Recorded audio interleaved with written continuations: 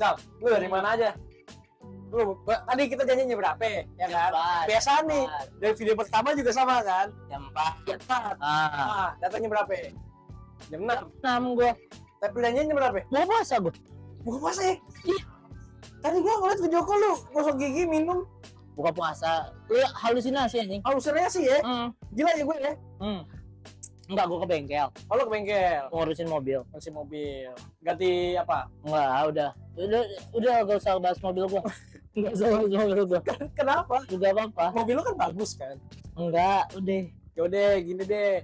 Kita nyambung topik yang kemarin aja. Oke. Kan kita sempat kepotong tuh. Kemarin gara-gara live musik di Tako Grogol. Ngebahas tentang cara menabung anak Gen Z kalau nggak salah. Nah, gimana caranya? Ya, itu kan kepotong tuh. Terakhir sampai mana ya? Gue lupa. Terakhir tuh kalau versi lo tuh lo nabung dari Jajan segala macam. jajan. Kalau berapa posisi kayak gitu. Terus? Nah, yang gue pengen tanya, itu kan cara lo ya kan? Cara yang lebih umum, lo tau gak sih? Umum? Ya. Gimana ya? Mana Gen susah sih, gue nggak bisa sih, nggak tahu gue. Tapi kalau Gen Z kayak gitu lebih aware mana? Pegang cash atau cashless? Cashless lah. Cashless. Kalau cash pasti lebih pengen ngabisin cepet-cepet gitu ya. Sama aja. Beda tapi. Skillnya tuh beda. Cuman sometimes kita butuh cash. Misalkan kita punya cash sama punya duit digital, ya kita pasti ngutamain duit cash dulu. Soalnya apa? Kita males megang cash. Karena males aja. Mungkin ya, kalau gue gitu, gue males megang duit cash. Tapi kan soalnya cepet habis dibanding gue digital. Kayak gitu. Kalau digital sama aja, lo apa-apa QRIS, apa-apa transfer, apa-apa scan, apa-apa tergantung lebih mudah lah. Ya kan, dibandingin lo bawa uang cash tuh ibaratnya kalau lo nggak ambil di ATM, ambil di bank. Ya kan? Cuman kan duit cash bisa kepake juga buat lo parkir di pinggir jalan. Oh gitu, ya kan? Kayak gitu. Buat parkir. Nanti kalau anak-anak Gen Z kayak lo nih nyediain uang cash itu berapa persen untuk per hari? Misal taruh kita ambil gambaran itu satu hari dia ada 500.000, ya kan? Yang dijadiin uang cashnya berapa? Kalau gue minimal ya, minimal dompet itu 50-100.000 lah. Berarti itu peruntukan hanya untuk bayar parkir. Kalau misalkan ada tiba-tiba ban kena paku, segala macam, kayak gitu.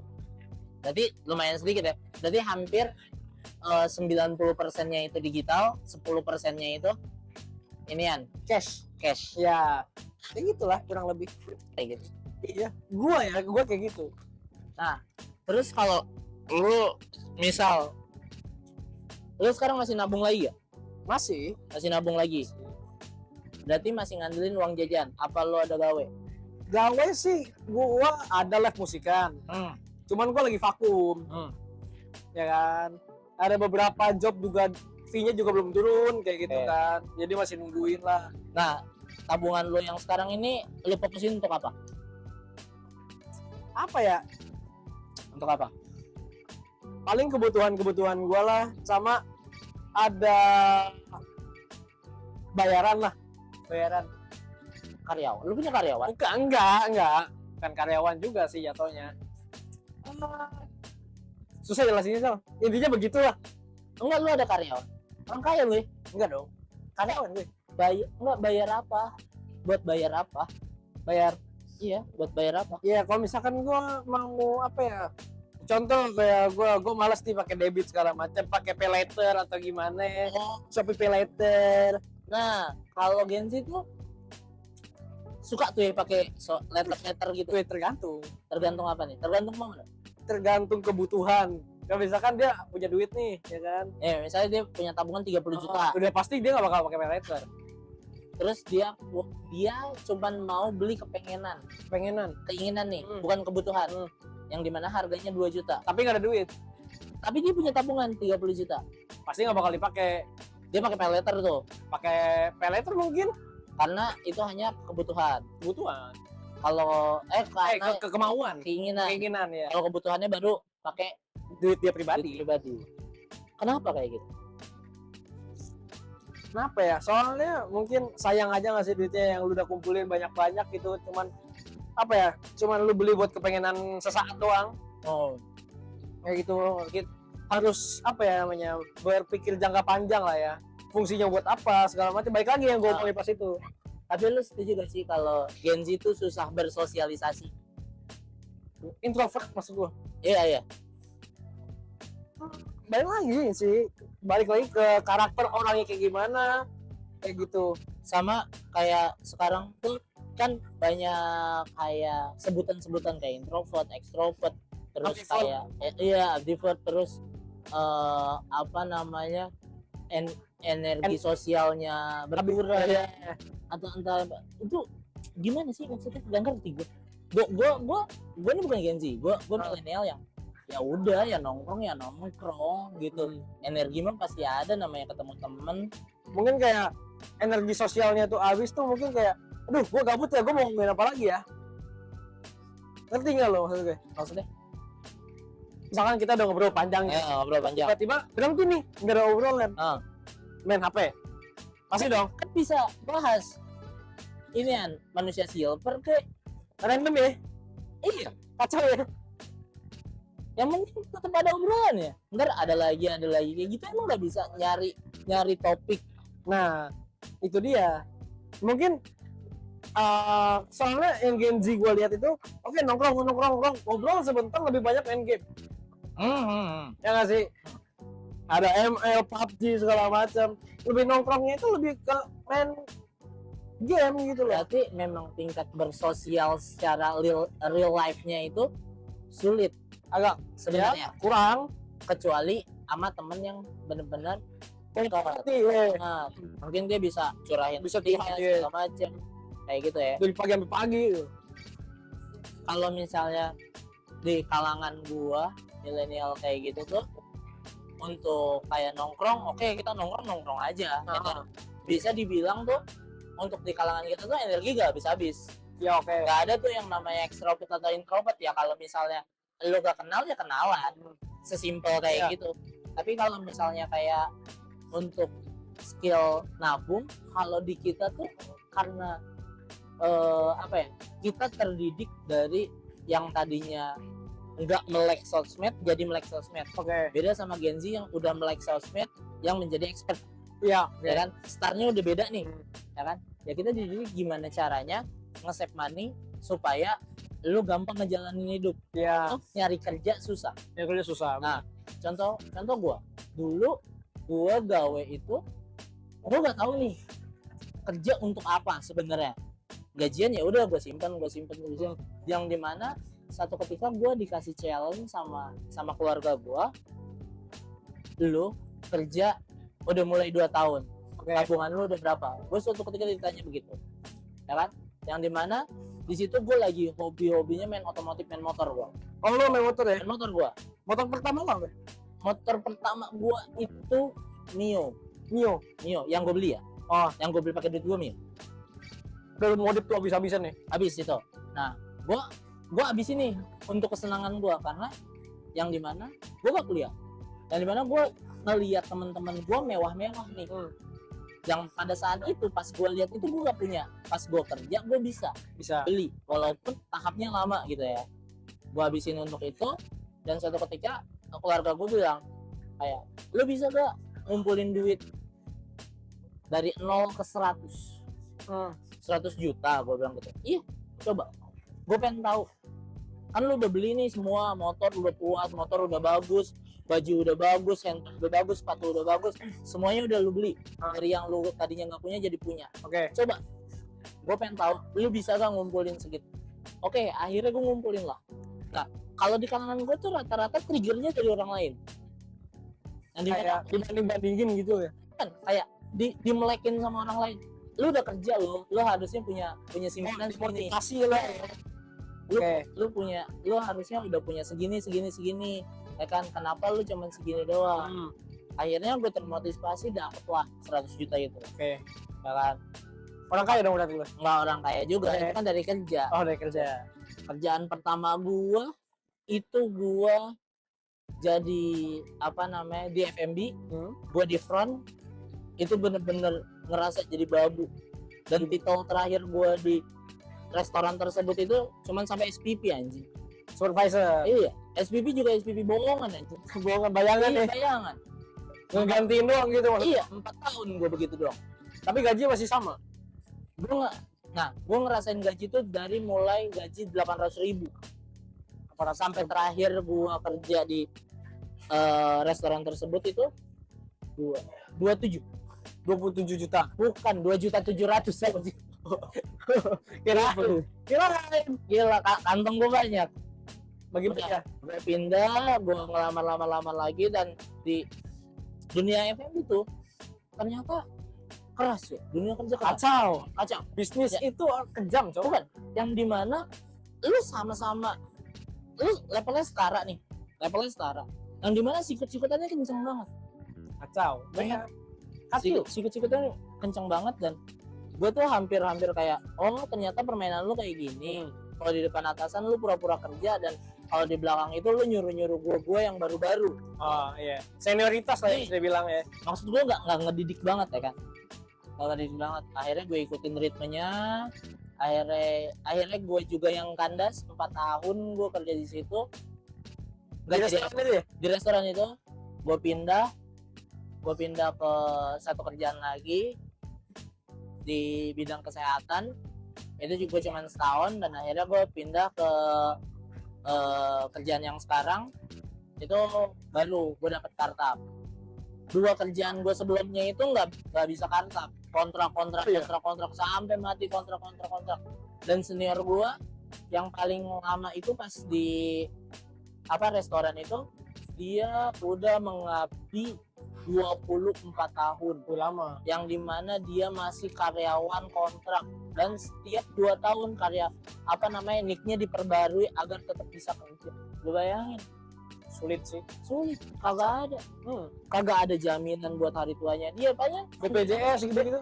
BPJS ada, BPJS kesehatan ketenagaan kerja ada, cuman kan dia udah 24 tahun yang harusnya tuh dapat achievement atau apa, Gajinya lebih gede. gajinya sama, cuma 200.000. Iya. Dan dia mentok di level senior crew, nggak naik ke atas lagi.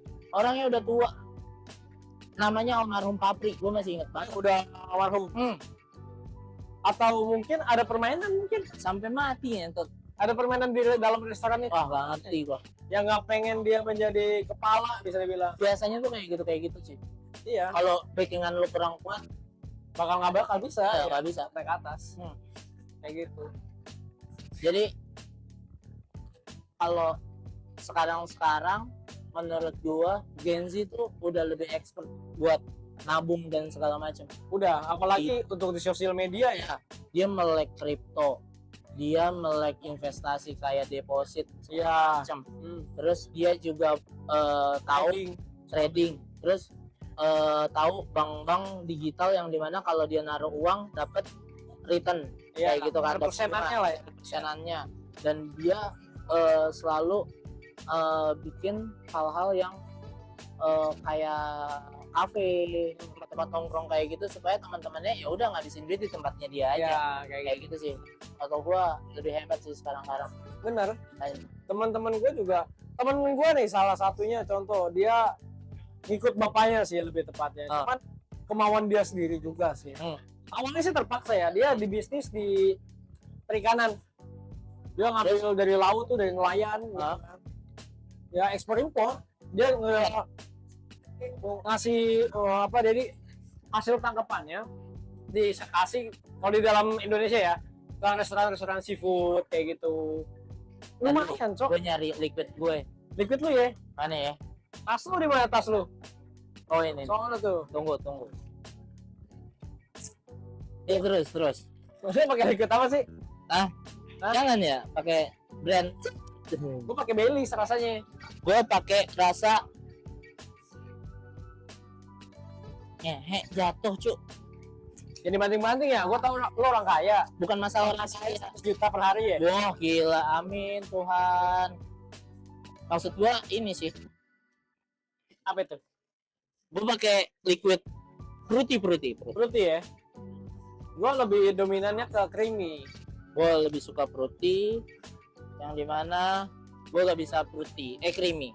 Creamy gue beda masalahnya. Creamy gue dingin, berarti. Tapi Balik lagi. ya Gen-Z kayak gitu untuk yang gue kenal ya. Tapi mereka rata-rata orang tuanya tuh kadang punya perusahaan dan ngasih privilege gitu loh.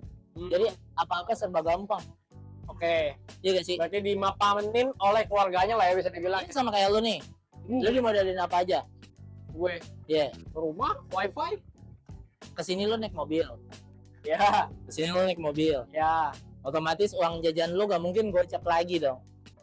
Ya. Ya.